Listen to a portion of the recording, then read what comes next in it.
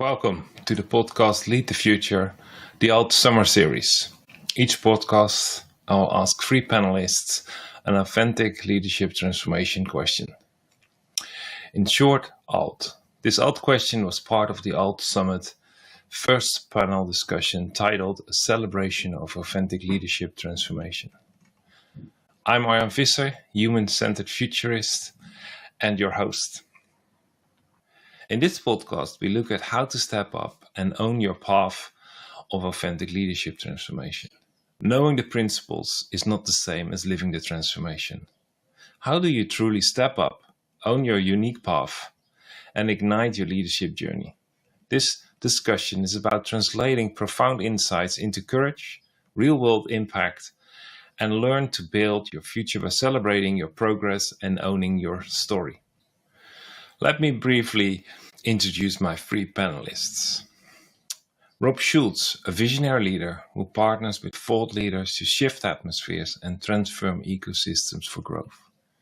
He creates space for people, communities, and industries to see what's possible and step into who they are becoming. He empowers you to take ownership to lead this meaningful change. Laura Izard, a purpose-driven recruiter, an onboarding specialist, serving the tech and consulting industries with a deep intuition and a human-centered approach. She aligns exceptional talent with roles that resonate with their personal mission. Her work empowers both leaders and the organizations to grow from the inside out, building people rooted in purpose, alignment, and a lasting impact. Ryan Rigterink, a leadership specialist, a tech entrepreneur, and a pioneer of talent ecosystems. He is dedicated to helping leaders to build a society where work is personal, meaningful, and creates a higher mutual value. Ryan focuses on building authentic relationships, human-centered tools, and a community of practice. He leads the change in shaping thriving, forward-focused, talented ecosystems. How do you step up? How do you own your own path? And what do you celebrate in that path?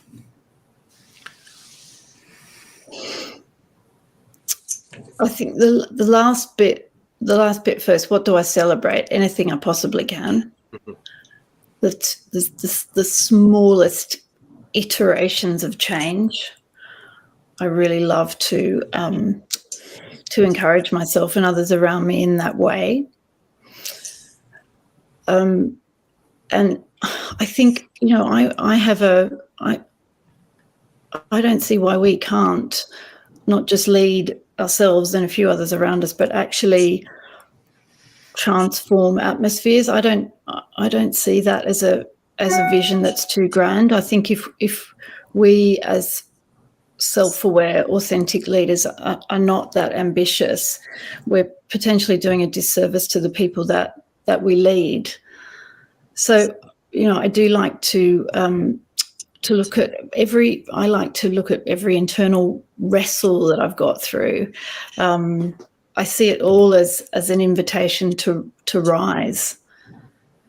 And so I'm not sure if this answers your question really, but I think that I just want to, I'm trying to put this in my own language as well. I think that my transformation has been fueled by recording my successes, being aware of my learning edges. That helps me to step up to the next stage, to engage with another network of people, to go out and pitch to a new client, to do things in a different way, all because I've had a level of success at the place that I've been. I just always want to be moving forward, and staying curious and keeping the momentum going. I hope that answers. It's a big question, Arjan. Yeah, it was definitely not the smallest question of today's panel discussion. Well, no, I think it's something really essential you say, because what I hear between the lines is you reflect on what went well and use that to step up, and also use that as an energy or a confirmation to actually fuel your intrinsic motivation to keep going and aim higher based on the vision you have and the perspective you have. And like you said in the previous answer, you cannot hold back. The people deserve that you aim high and have a healthy ambition, because they benefit from you leading into that healthy. I think that's it. You're giving others around you permission to keep moving forward, or always moving forward, knowing that there will be risks, knowing that you will make yourself vulnerable, knowing that you may have to say, I'm sorry, I've taken us to a dead end. All of that is important, and I would say quite successful leadership. And that's what fuels everybody around you, by just keeping on that trajectory of risk and humanness and self-awareness. Yeah. Ryan, what would be your stepping up and owning your own path? Yeah, so a couple thoughts. Some things that have been helpful for me, like the whole internal transformation it's been a journey of not only myself, but trying to help others with that as well. For me, I think it's been just personally recognizing, becoming more aware of what's going on in my internal world, and then sort of identifying if, like, the whole drama triangle, right? With the who's the victim, who's the victor, and who's the villain, and in terms of my internal voice and how I'm managing my inside. And so it's shocking when I come to realize that I'm sometimes my own worst. I'm my own villain in terms of my inner world sometimes. And so recognizing that and actually putting a label to it, I think is it's a good prompt for me to start making those recalibrations and adjustments. Another unlock that's been helpful for me in terms of like future activity kind of stuff is conceptualizing things in terms of not just a long-term plan, but as a short-term experiment. So there's less risk, mental risk, thresholds associated with an experiment than, a long-term plan that requires a level of certainty and commitment that oftentimes we don't have context and data to pursue. And so that's really helped me. And I think some others sort of recontextualize forward momentum. And then the other thing in terms of that's been helpful for me is I've been on,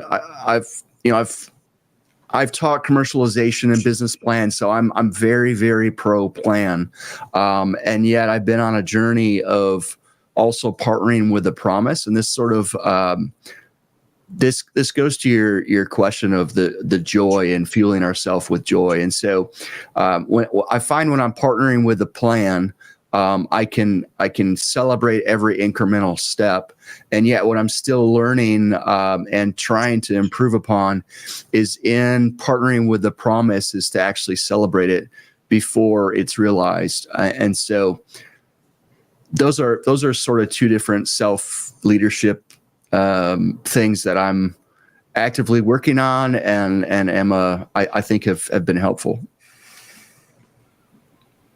That's a great example, partnering with the plan, partnering with the promise, the difference between those and the essence that actually celebration has. And,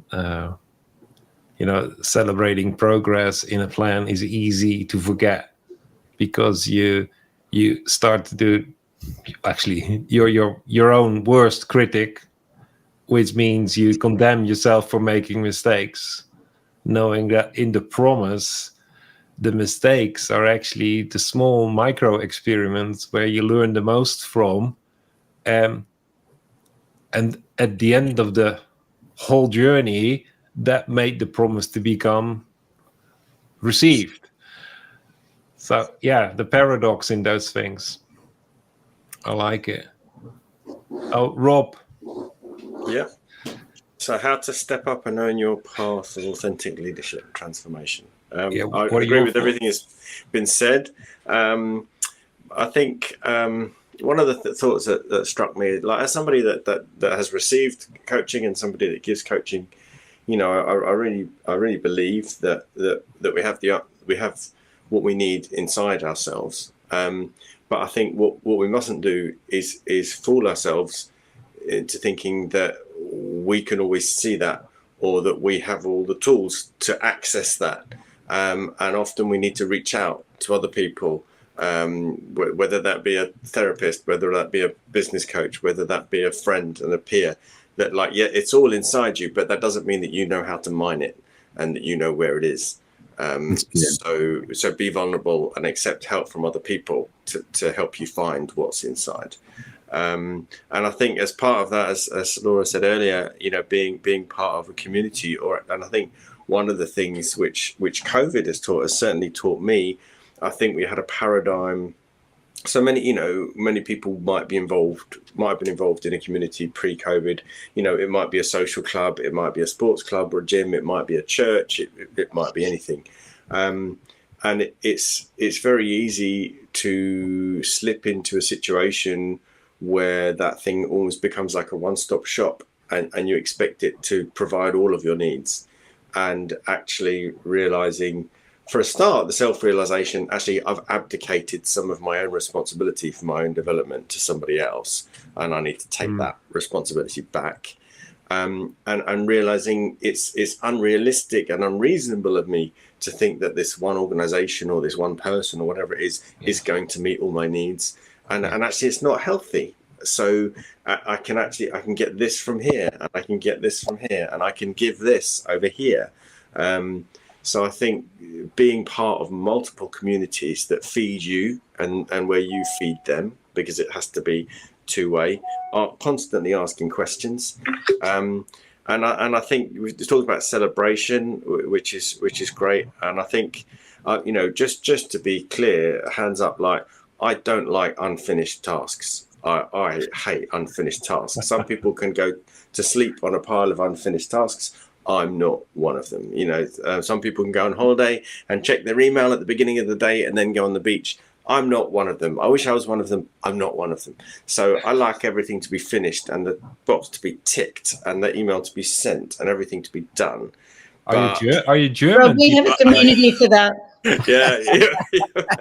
But I'm learning to celebrate your journey, and like Laura was saying about what I've learned since last time, not just celebrating the outcome, but celebrating how you got there, celebrating your progress so far, celebrating what you've learned, and I think a really key thing, like celebrating your relationships, like the people that are in your life and what they bring to your life and what you hopefully bring to their life. And you asked about sort of defining breakthrough.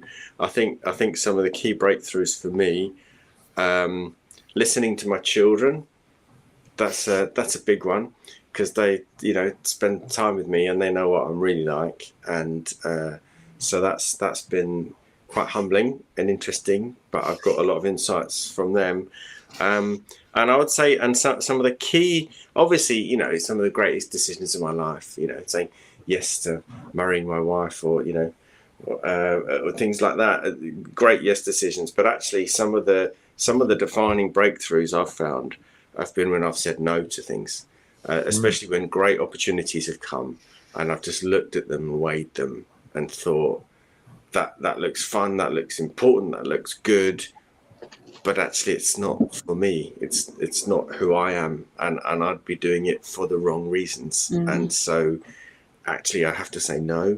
And I've found that they've been, when I look back and think of some of the best decisions I've made, it's the older I get, the more of them are no's.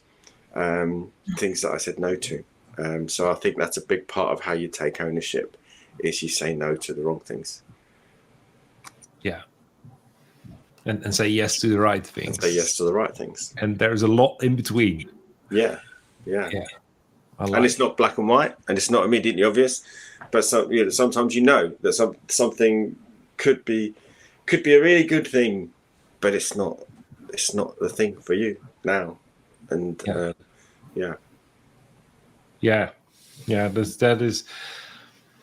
that's wisdom. I have a brief story I can tell about that. 20 years ago, I was getting into real estate, and I was so frustrated. This goes to what you're talking about, Rob, with your wife and your kids being such an integral sounding board. And my wife, God bless her, she would say repeatedly, right thing, wrong time. And it used to annoy me so much, but there was a lot of wisdom in that. And a lot of that wisdom was unfortunately seen by me in hindsight when some things I didn't foresee didn't work out how I wanted them to. So it's really interesting. For me, Rob, I just echo what you said in terms of my family. Those closest to me has been probably the most transformational in terms of input and albeit oftentimes humbling input, but it's been critical for me as well. So, yeah, that's great, Ryan. You made me think about Annie Duke's book, Quit, and the sunk cost fallacy, and how it's quite courageous for us sometimes to say, even though I've invested so much time, so much sweat, so much emotion, so much money, so much emotional capital in this thing, this project, this baby, whatever it is, it's time to walk away and say no. I've been saying yes, but now it's no. That's such self-awareness. And Ryan, I love what your wife said, because there's a suggestion in there that maybe you'll get it another time. Maybe there's another season for this opportunity. It's not no forever. Yeah, it's just no for now. Yeah, I had a situation like that about a year ago, and a friend approached me about an organisation and basically asking me to help them lead that organisation and become employed, and it's lovely when people ask you those things, and they want you alongside them, working with them. But actually, I spoke to Arjan about it. I spoke to several friends, but I knew in my heart, and I went back to the person and said, I'm going to have to say no to this opportunity. Thank you for it.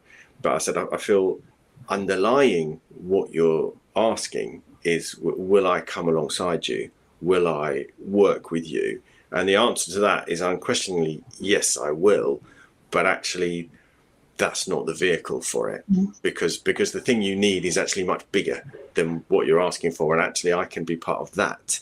And I think just having the bravery to say, no, that's not going to work in that way. But there is another way. And that can be a timing thing or just finding a different vehicle. But yeah, the bravery to say no when a good opportunity comes, I think is really, really important in your self-development. The dialogue doesn't end here. It's your invitation to continue the journey. I invite you to engage with your own insights below, or to step directly into the Alt Forum with us. The Alt Forum is our weekly thought-provoking space for forerunners, forward-thinking leaders, and pioneers who are ready to catalyze their authentic leadership transformation. I will share how you can experience this powerful forum first and decide later. Just use the link in the description, alt.businessrevivalists.com/forum, to just book your first experience. At the end of this episode, I want to share my personal gemstones. First one I wrote down is that every internal wrestle is an invitation to rise. Laura redefined struggle as elevation, Rather than shame or stagnation, rarely becomes worthy. It dignifies the inner journey and reframes difficulty as a fuel for leadership. The second one is celebrate anything you possibly can, especially the small iterations of change. It's those micro celebrations that builds the macro resilience. Laura elevates the power of celebration to forward motion.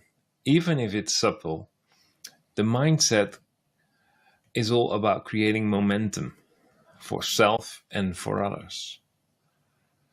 And the third one is you give others permission by keeping the trajectory of risk, humanness, and self-awareness. Leadership is not dominance. It's permission giving through humanity. Laura nails what others often miss. Modeling fallibility is a leadership superpower. Shift from long-term plans to short-term experiments. Ryan approaches lowers the barriers to stepping up. By framing forward movement as an experiment, leaders reduce perfectionism and increase boldness. Partner with the plan, partner with the promise. Ryan introduces the tension between strategic planning and spiritual trust. Celebrating the future before it manifests is a powerful form of inner leadership. Rob continues by saying that you have to celebrate unfinished progress. You have to celebrate relationships, celebrate what you have learned. Rob opens up a more compassionate and humanized form of celebration, one that honors becoming more than finishing. Some of my best decisions weren't the yeses, but the courageous no's. Rob flips traditional success narratives. Leadership is not just bold action, it's brave resistance when something good isn't true. Saying yes to the right things and no to the wrong ones is how you take ownership. This builds personal sovereignty. It's leadership by design versus by default. And it's the ability to discern what is for you the right thing versus what could be good for others. And I really want to highlight this one because this is pure wisdom. Saying yes to the right things means saying no to what's good. And that's how you take ownership. I want to thank my guests, Rob, Laura, Ryan, for their deep insights, their openness and their availability in our discussion. And I really want to thank you for tuning in. And I'm really looking forward for your wisdom, your insights. Please share them and step up. Join the alt forum with us. Experience it first before you make up your mind. Decide later. We call that if this is your right fit. But experience it first. Just use the link from the description, alt.businessrevivalist.com/forum to book your experience.